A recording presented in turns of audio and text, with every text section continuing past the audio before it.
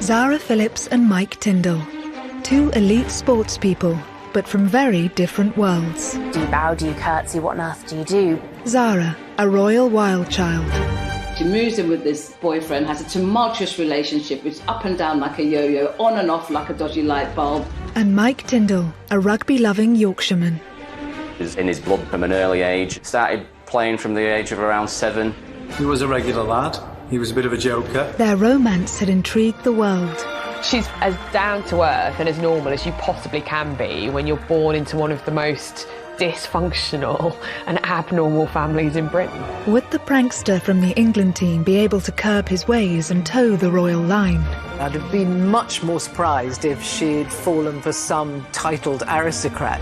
A down-to-earth royal couple like no other. Mike and Zara had vowed to make it the party to end all parties, and it certainly lived up to that billing. So have the royals' most unlikely couple succeeded where others have failed? They're accessible, they're down to earth, they're low-key, they live their own lives, they make their own decisions. Ties the knot with former rugby union player Mike Tyndall.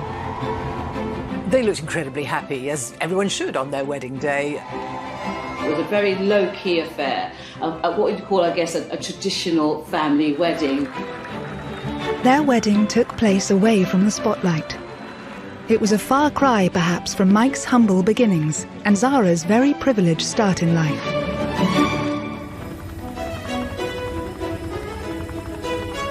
Zara was born on the 15th of May 1981. Good evening. Princess Anne tonight gave birth to a baby girl, a sister for Peter, who's now 3, and she's the Queen's first granddaughter. But whatever her name, she'll be 6th in line to the throne. From the outset, Zara would be different from the royals who had gone before. She was also the first granddaughter of a monarch to be born without a royal title. I think not having a title has really set Zara free, which is what her mother wanted. It means that she doesn't carry out any official royal duties. I mean, she's hardly royal at all. It's just a coincidence of birth, really. Despite Zara's lack of title, she was born a royal, and with that comes a bubble of wealth, pomp and public attention. Princess Anne wanted her children to have as normal an upbringing as she could give them. That meant shielding her from the pressures she was born into. Zara went to a local primary school. Her only royal head start was an introduction to the world of equestrianism. Horses are absolutely in Zara's DNA. If you cut her open, running through her like a stick of rock would be horses. Undoubtedly, she was sitting on ponies before she could walk. Ponies and horses are just part of her mother's life and her grandmother. 100 miles north in Yorkshire, Michael James Tyndall was born in the market town of Otley. His dad was a banker and his mum, Linda, was a social worker. Look back a little further in his family tree and there are stonemasons, bootmakers, weavers. Like Kate Middleton, his ancestry is resolutely working class. From an early age, Mike showed signs of enjoying sport, and rugby was the favourite in his family. The Tyndall family have got a massive connection with Otley Rugby Club. Philip, Mike's father, was captain there, and a lot of his uncles played for the club, and then his cousins as well. Mike's parents, Phil and Linda, worked hard to send their son to a private school, renowned for its rugby. Mike came into the senior school as an 11-year-old, and he was a very talented sportsman in a very talented year. When I was in charge of under-12s, it was the first team he played for. Then I was coaching rugby and teaching him sport through the school. And his maths teacher, Mr. Fitzsimons, remembers him well. Mike was quite a character. He could be a bit cheeky sometimes, even a bit naughty. He would have called me Sir or Mr. Fitz, or when he thought I wasn't listening, Fitzy. He was a regular lad. He was a bit of a joker. They used to tease me that I looked like Phil from EastEnders. I don't know if Mike would ever describe himself as a mathematician, but he used to work hard. It perhaps didn't come as easily to him as some of the other things he did in school. Aged just 13, Mike had his first encounter with royalty, when the Queen attended his school to present a trophy. Mike was actually at the school when the Queen came to visit in 1991 as part of the 400-year-old celebrations, but I very much doubt he would have expected to one day marry the Queen's granddaughter. Despite this brief introduction to the Queen, Mike was firmly focused on the sport he loved and becoming the best he could be. Mike was outstanding, and I often found myself having to substitute him so that we could give the other team the opportunity to play a little bit of rugby. Well, the other lads recognised it. He was a big, powerful, strong athlete and a very good rugby player. I remember watching our first Twickenham final as a school in 1995, and he came on as a replacement. He was only in year 11 and quite quickly went on this confident run with the ball, and I think that summed him up really. He wasn't fazed by the challenges that faced him, either in the maths classroom or on the rugby pitch. It was becoming clear Mike could go way further with his career and his talent than anyone could have dreamed of. He was snapped up by England schools, rugby, which meant that he was whisked off to Australia for a 7-week tour. I mean, what 18-year-old wouldn't grab that chance? And he did with both hands. I mean, he excelled. When Mike was leaving school in 1997, rugby was just turning professional, and he had the offer of a professional contract at Bath. He also had a place at university, and he really wasn't sure what to do. I think I remember saying to him, well, what have you got to lose? You know, go and give it a go. You can always go to uni next year. While Mike was making waves on the rugby field, there were rumours of an emerging talent in the equestrian world. Looking after horses is hard work, and Zara's experience gained at an early age had begun to pay off. In Pony Club, you don't just get to get on your horse, your pony, and enjoy the spoils of competitive glory. You have to be able to prove at every stage that you can do all of the work that's involved. You can't just have the glory of riding. So I think it really instilled a work ethic in Zara, which she maintains to this day. And I think that's what she got from her early life, and probably very good for her. But it was only at Burghley Horse Trials that people started to take her seriously. The Burghley Horse Trials is a very big event in the equestrian world, and she came second in that in 2003. That was a big achievement. I think that was the moment where people really sat up and went, no, this girl is serious. There are very, very, very good professional riders in this sport who will spend their entire career looking for a second place at Burghley, and she managed it. But Zara was struggling to keep her public and private lives separate. Royal rebel Zara Phillips is in trouble again after brawling with her boyfriend in public. Facing criticism for her wild child antics, Zara flew to Australia. The trip would transform her life. For most people, when they go on their gap year, they never think they're going to meet their future husband or wife. But for Zara Phillips, that stop off in Australia in 2003 changed. In the winter of 2003, Zara Tindall fled from the prying eyes of the British media to Australia. In 2003, Zara was doing what a lot of women in their early 20s were doing. She was on a gap year. A stormy 4-year relationship with ex-partner Richard Johnson had caused both her and the royal family some difficult moments. Her relationship with her previous serious boyfriend, jockey Richard Johnson, was described as fiery and turbulent. There were suggestions that the couple sometimes were a bit overly physical with one another. Royal rebel Zara Phillips is in trouble again after brawling with her boyfriend in public. Jenny Bond has analysed a 13-page spread of Hello magazine, published in January 2002. Richard arranged with Hello magazine a spread which was meant to be mostly about him, but of course when it came out there were pages of pictures, and Zara was in nearly every one of them. Zara Phillips has been accused of being the latest royal to cash in on her status. She was cashing in on her royal connections. Her professional life was also on hold. Her horse Toy Town suffered an injury and she was unable to compete in the upcoming Olympics. It's hard to put into words, really, how strong the bond is between these riders and their horses. Day in and day out, these horses become your world. Heading to the other side of the world to escape, relax and reset seemed her only option. Already in Sydney, Australia, was Mike Tindall. Now an England centre, he was at the pinnacle of his career and was playing in the Rugby World Cup. England were going great guns. They'd actually won in New Zealand for the first time since 1973. That gave the nation real hope that they could go back there to Australia and lift the World Cup. Mike was a huge part of that team. Mike had spent his entire career working towards this moment. But in a tactical move, the England manager reshuffled the squad, and Mike was excluded. Mike had a massive setback when he was dropped for the semi-final. As a professional sportsman, it gets to be a horrible experience because, you know, if your team does go on and win, it's highly unlikely you'll be in the final itself, but you still want all your mates to do well. Joined by two teammates, Mike went to the exclusive Manly Wharf bar in Sydney. Here they could drown their sorrows. Zara was heading to the same bar with friends, planning to watch the rugby. And one evening, she walked into a bar, as you do, and who was there but Mike Tyndall? Mike was probably quite sullenly drinking his way to the bottom of a pint glass, and Zara had been out with all her girlfriends having a lovely time. I don't think any sparks flew, but Mike remembers it fondly, saying, of course, she was absolutely stunning, but they didn't talk that much.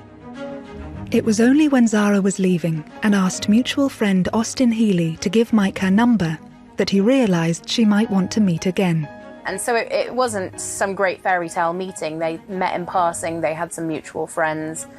She knew some of his teammates. Any thought of romance had to be put to one side, as Mike had a job to do, to play in the Rugby World Cup final. It's funny how all that happened in the same short space of time, getting Zara's phone number and the same time that he's drowning his sorrows after being dropped from the England semi-final. As a professional sportsman, I'm sure it might have not been the first thing on his mind. I think getting back in the team would have been paramount to him, but obviously that was something that was there in the background. Sydney, the 22nd of November 2003. The day of the Rugby World Cup. And three World Cup winning rugby team. They were gods when they came back, absolute gods. In a flash, Mike had gone from a fairly well-known sportsman to a huge British star. And so I think a lot of that stardust rubbed off actually on Mike and was an extra attraction for Zara. Mike now had a taste of the media scrutiny that Zara knew as a royal. But his grassroots background helped him to take it all in his stride. Zara and Mike began a secret courtship, and royal observers were soon taking an interest. They're fiery people, and they often have a great sense of humour. They're kind of people who work hard and play hard, and I think that's what Mike and Zara had from the offset. I think they had fire in their bellies and fun in their hearts. There were rumours that Zara was keen for Mike to share her love of horses. She even persuaded him to get in the saddle. You'd need a fairly robust sort of horse, I think, to carry any sort of world-class rugby player, but certainly in the very beginning of their relationship, I think Mike did take to the saddle a few times. And what I gather, Zara found him quite unteachable because he only wanted to gallop. So his riding career, I don't think, lasted particularly long. The pair soon became inseparable. Never been surprised, actually, that Mike Tyndall and Zara got together. I mean, he is a down-to-earth rugby Yorkshire lad, and I think that's exactly what Zara liked about him. What did he like about Zara? I mean, what is not to like about Zara? She's got a dirty sense of humour, she's incredibly good-looking, she's game for a laugh, she'd probably drink him under the table. And I think Mike Tyndall was the kind of guy who absolutely loves all those qualities in a girl. The press were at every event, keen to capture a moment that confirmed Zara and Mike were an item. And it wasn't long before their first public kiss was caught on camera. Pictures of them quite often, obviously enjoying one another's company, in love, and I suppose breaking royal protocol, if you like. They were kissing and cuddling. I think Zara's a very tactile person. With the pair settling into their romance, the biggest test for Mike would be meeting her family and winning the royal seal of approval. The royal family are historically enormously sporty people. They would have taken a huge interest in what he does for a living. I can't imagine that took the pressure off him for a moment. Anne had opted for a man from Civvy Street for her second marriage, so it was no surprise that she approved of down-to-earth Yorkshireman Mike. Next up was meeting the Queen. Do you bow, do you curtsy, what on earth do you do? But I think he was probably very well prepared, and I expect he probably found it perhaps easier than he expected to. Mike was always a very laid-back character. Whilst obviously very intense with his sport, he took things in his stride, and I think that's probably helped. I remember a conversation with Mike's mum and dad here in school, Mike was going out with Zara, and they'd actually recently met Princess Anne, and despite not knowing what to expect, they described her as being very down-to-earth and made them feel very at ease, which was lovely. Mike was soon approved by the sport-loving royal firm. If the royals are a horsey family first, it's fair to say they're a rugby family second. They're all very keen rugby supporters. Zara is a very keen rugby supporter. Anne has been a patron and supporter of rugby. As the romance blossomed, commentators saw a change in Zara. Pre-2003, Zara had been kind of gossip magazine fodder, really. She was in and out of tabloid newspapers. So when she started going out clubbing in London, she's very good looking, very blonde. She commanded a lot of attention. Photographers wanted to take her pictures. She didn't really give two hoots about the press. She'd often kind of stick her figures up, or she'd be seen, you know, with a fag or a drink. She just didn't care. And so, of course, her reputation was that she was a really good time girl, and she didn't really care who knew it. She was dubbed at one point the Royal Rebel because it was at Prince Charles's 50th birthday party, I think, that the press spotted that Zara had had her tongue pierced. And so, shock horror, it was all over the newspapers. I don't think her mother minded. By all accounts, her mother just said, well, I hope you can still eat, that's all. She just let her get on with it. Mike's work ethic seemed to be rubbing off on Zara as she headed back into her professional career. I think Mike helped get Zara back from that disappointment of not being able to compete in the Olympics. He supported her very much in training hard and setting new goals for her. They were a great team right from the offset. It soon brought results. Zara's confidence is clear from this footage, and she won the FEI World Equestrian Games in Aachen.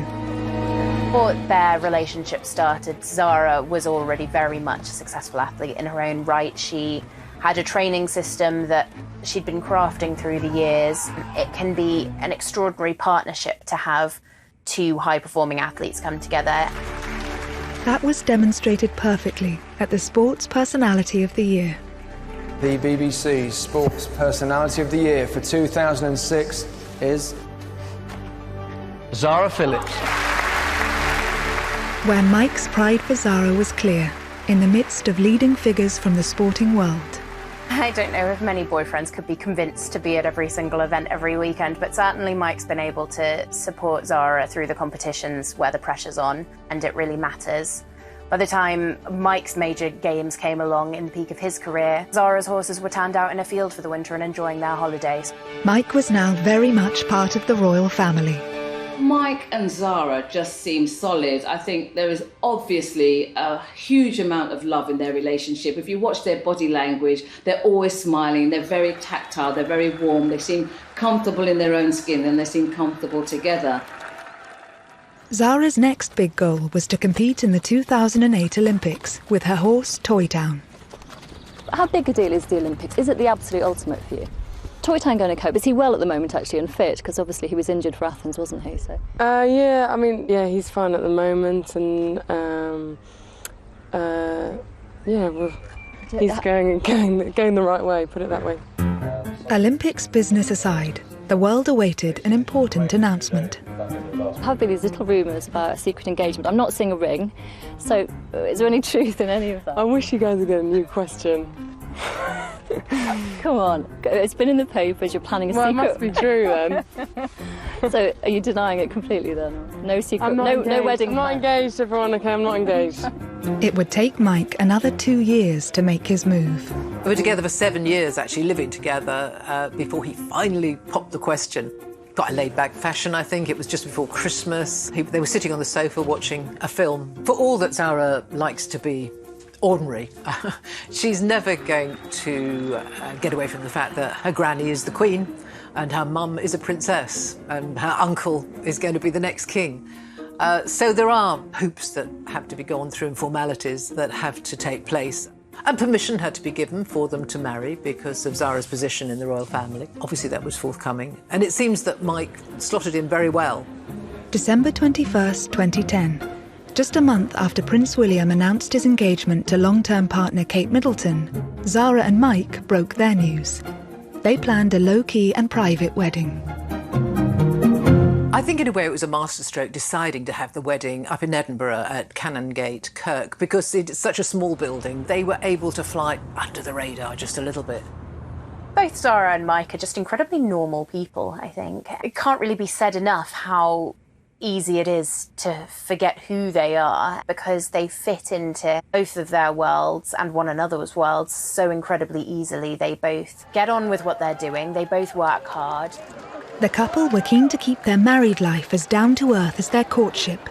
So would it be wedded bliss for the party-loving pair? It was much more a rugby piss-up than a sedate royal wedding. Pictures emerged of him with his arms wrapped around a girl. He splashed over some papers. On the 30th of July 2011, Zara and Mike tied the knot with a ceremony at the Canongate Kirk on the Royal Mile in Edinburgh.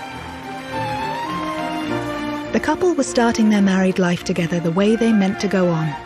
This was to be a private family wedding, with the world's media kept firmly outside the modest 17th century church. I think Mike and Zara did themselves a great favour, actually, by getting married just a few months after the big event, which was William and Catherine's wedding. You know, we all had a bit of wedding fever that year, 2011. And so I suppose 2 or 3 months later, they were able to fly under the radar just a little bit. Obviously, there was some press coverage and there was interest. About 6,000 people gathered outside Canongate Kirk in Edinburgh. But it's not a church that many of us know anything about, and it's nothing like the glamour and the decor of Westminster Abbey. The broken-nosed bridegroom got to the church more than an hour early, accompanied by his best man, fellow rugby player Ian Bullshaw. Mike arrived chewing gum, actually. He got a bit of stick for that, but hey, I know, bridegroom with fresh breath, nothing wrong with that, I don't think. Obviously, there was an incredibly impressive guest list. No heads of state, no dignitaries, they didn't need that. But they had the Queen and the Duke there and all the senior members of the royal family. So it was a very posh wedding in that way. It wasn't a big public occasion. You know, the cameras were not allowed into the church. She turned up looking very beautiful and very, very happy. They had lovely weather, but it was very, very low-key. Her wedding dress, yes, was beautiful and glamorous, but it wasn't ostentatious and it wasn't showy, I don't think. I think it was just, it's a special day and it requires a special dress. So I think it was beautiful and it was her. On the day, I think both Zara and Mike Tinder looked at their peak of happiness, which you would expect on your wedding day. But I think the reality with them is that they are a couple very much in love. I think she's met her soulmate in him. After the ceremony, the Queen and Duke of Edinburgh stayed at the reception just long enough for a glass of bubbly, before returning to Balmoral by helicopter. As the evening progressed, the proceedings became more informal, aided by free-flowing vodka. A throwback to the newlyweds' wilder times. So Mike and Zara's reception at Holyrood House, which is the royal residence in Edinburgh, very prim and proper, was a raucous affair. I think definitely it was the first time a vodka fountain had ever been seen in a royal palace, and it definitely caused some consternation with the men in grey suits. Everyone got absolutely annihilated. Certainly people who left the reception in the early hours from the Palace of Holyrood were very worse for wear. Some of them couldn't walk properly. I mean, it was very obvious that a good time had been had by all. The booze was free-flowing, and Mike and Zara had vowed to make it the party to end all parties, and it certainly lived up to that billing.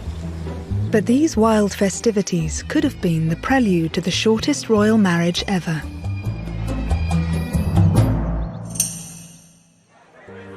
Just 6 weeks after the wedding, the bridegroom was caught on CCTV with old flame Jessica Palmer in a bar in New Zealand after England had beaten Argentina in the Rugby World Cup. The footage was posted on the internet, and the story was picked up by newspapers in New Zealand and back home in Britain.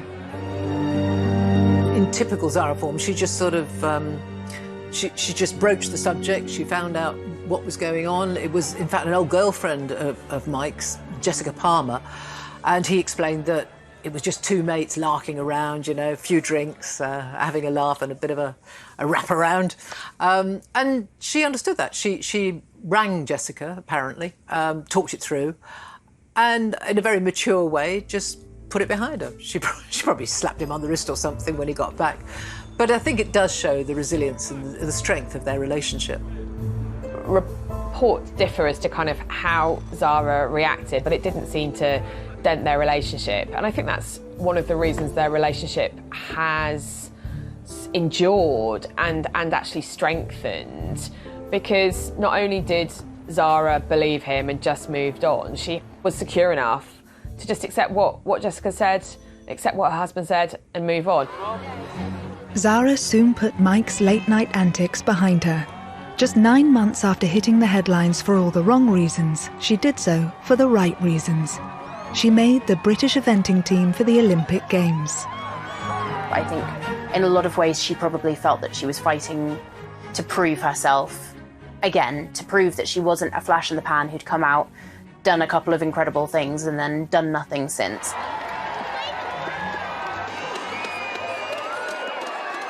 Zara's greatest success to date, and she may well go on to have other great successes, was in the 2012 home Olympics, the London Olympics.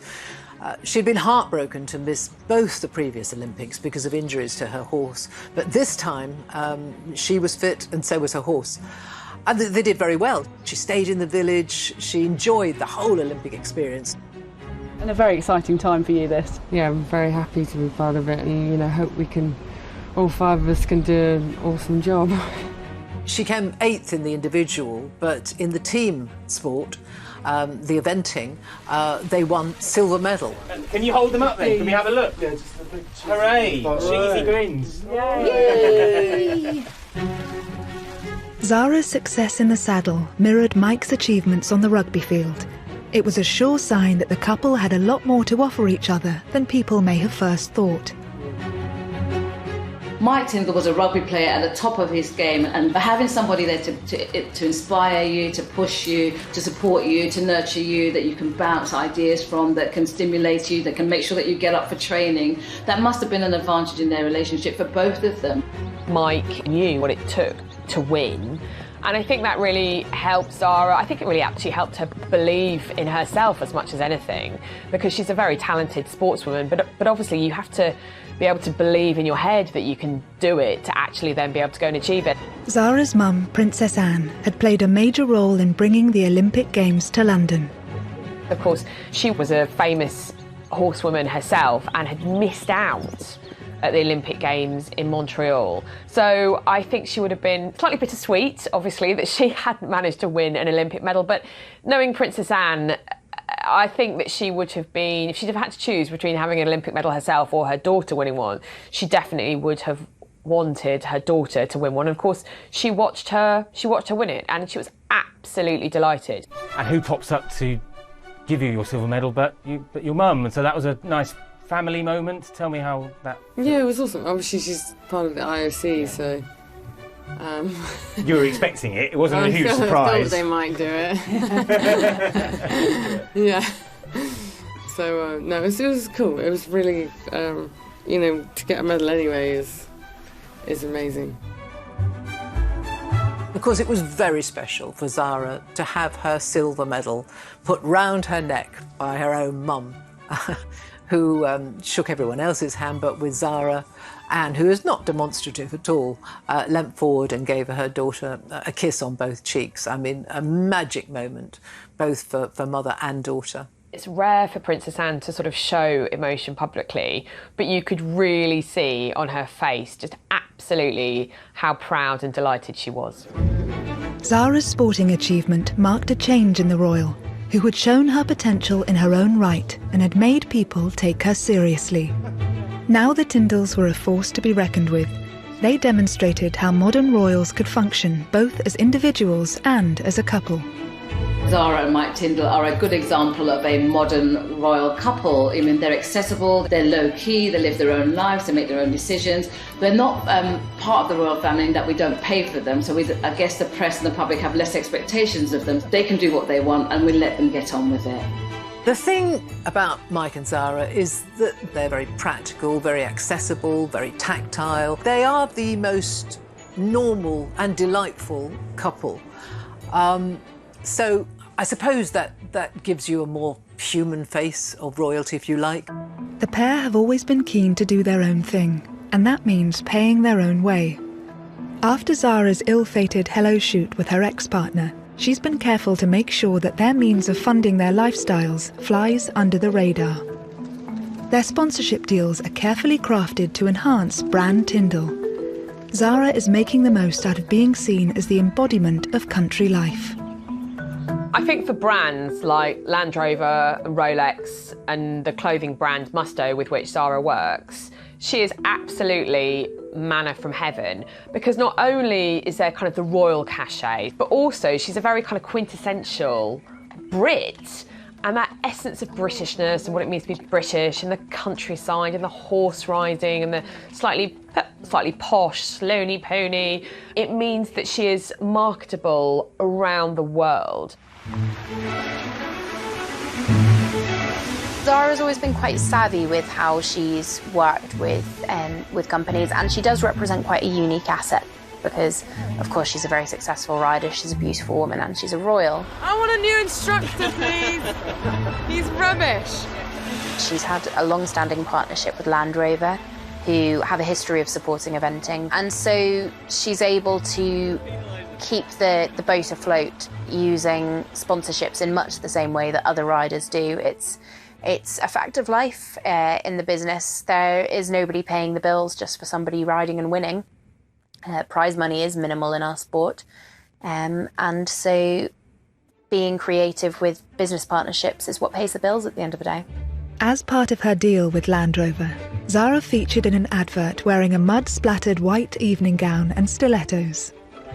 She just looked like a supermodel. She was, perfect endorsement. She looked glamorous, she looked aspirational, you can see why she would appeal to so many brands.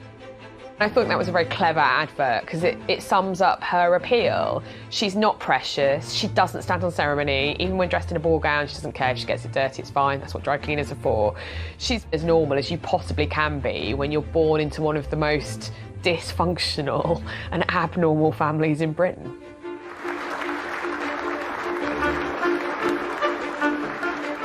I think the fact that Zara's life revolves around an incredibly public-facing sport has allowed her to have a sort of duality to her life that would probably be quite hard to achieve for most royals.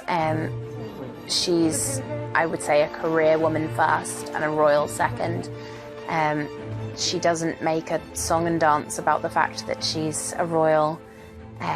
At the end of the day, what it all comes down to is the work and the horses and the competition. Meanwhile, Mike has appeared on several celebrity TV programmes since retiring from the rugby field. He is a patron of 3 charities and has also turned his hand to after-dinner speaking. Mike is his own business. He is the business, as many famous sporting personalities are. He can earn a lot of money on the after-dinner circuit. Obviously not during the year we've had with lockdown, but that's a very lucrative source of income for him. He also has endorsements and sponsorships. He can be a brand ambassador. So he uses his name and his success as a rugby player. For the Tyndalls, family is everything. They've carved out a role for themselves as confidants and friends. Mike has used his status to support the issues that affect his family, like Parkinson's disease. Spoke to him a couple of years ago for a piece on his. He was doing a charity cycle event across the south of France in aid of Parkinson's Trust. Obviously, his father's suffering from Parkinson's, and things like that. He was always wanting to help others. And likewise for Zara, she's made sure that she's there for her cousins, who are constantly in the media spotlight. Although Zara's not a working royal, she's still a senior member, really, of the royal family, and her relationship with the future King William is very close, and that closeness was really signified when William made Zara godmother to Prince George. It's a very close relationship. I mean, they're very close in age. They've got an awful lot in common. They've got the same granny. So she's very close to her cousins. Despite the pivotal role they play within their families, some of their own decisions have been called into question. Princess Zara would not have been allowed to sell pictures of her firstborn to Hello magazine. And they've been accused of making money out of decent living and settled on the Gatcombe Park estate, close to Zara's mum, Princess Anne. They soon started a family, but eyebrows were raised when the couple sold highly personal photos of the Queen's great-granddaughter, Mia Grace, to the same magazine that upset the royal household last time Zara was featured. The first real pictures we saw of Mia were in Hello magazine, which of course they were paid for, which did raise some eyebrows because of course it is still the Queen and Prince Philip's great-granddaughter. Speaking to journalists, Mike had a logical explanation for going public with the pictures. We did it because people wanted it, and we had control over it. We had those photos done anyway. So it was more because people seemed to want it rather than anything else. Did you have to ask permission from the in-laws or not really? I'm not going to talk about that.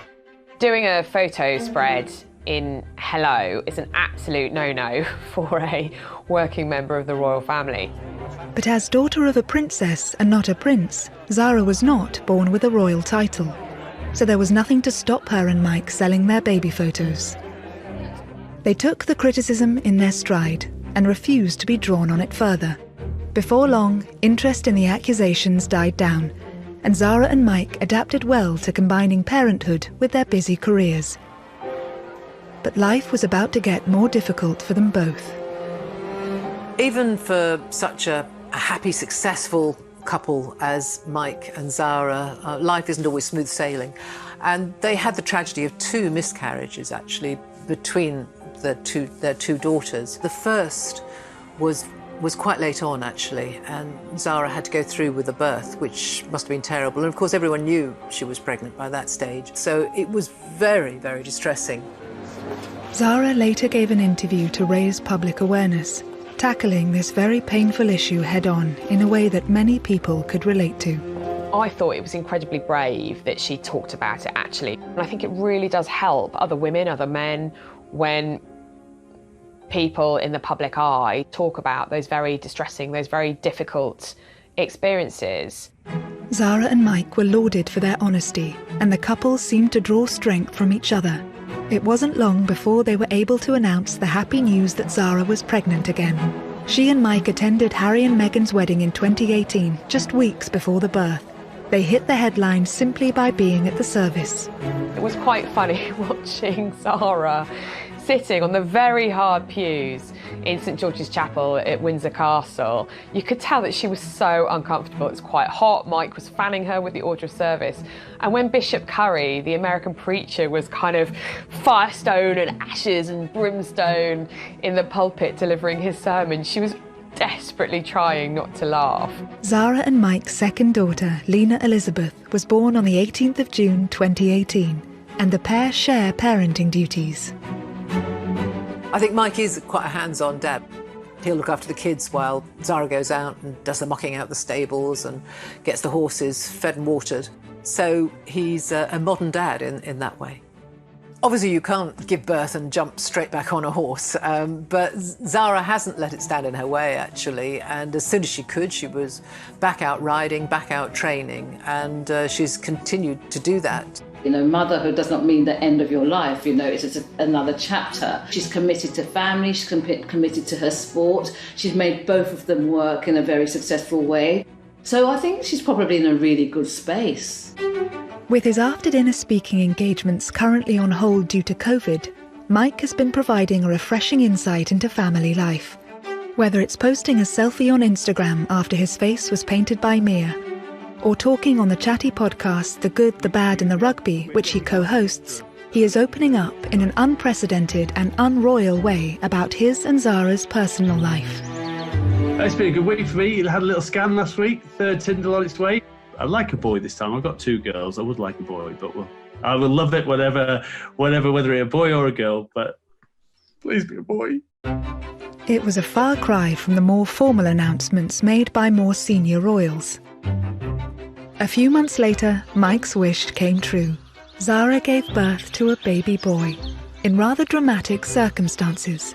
Baby Lucas arrived so quickly, there wasn't time for Mike and Zara to get to hospital. On the Saturday night, Zara had started suffering some contractions, and the plan had been for her to give birth in the local birthing centre where Lena had been born.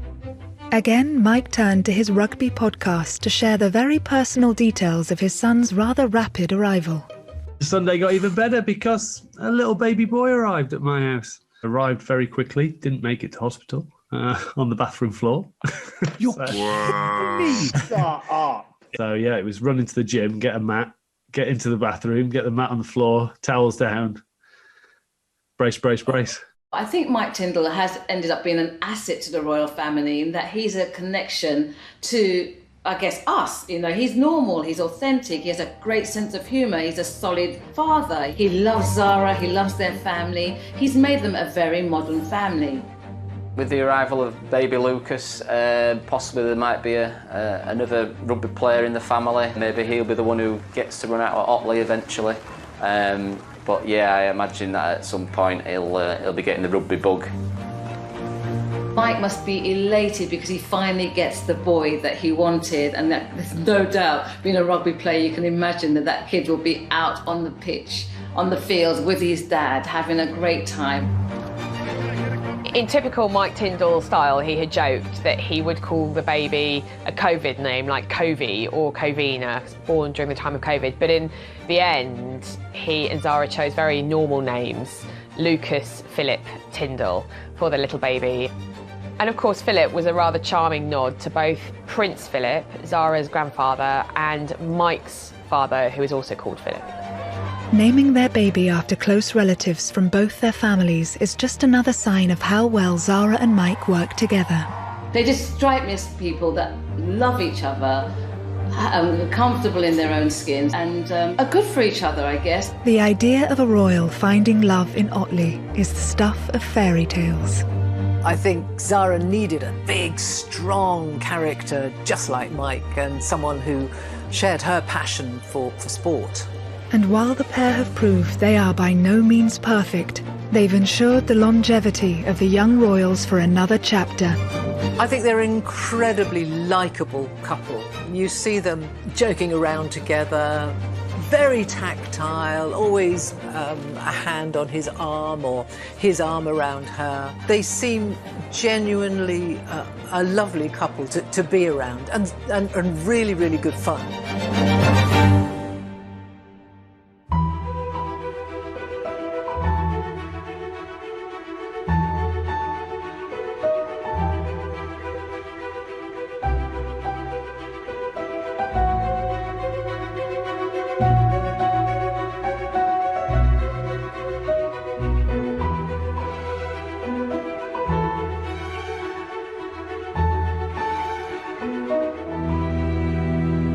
Friends, she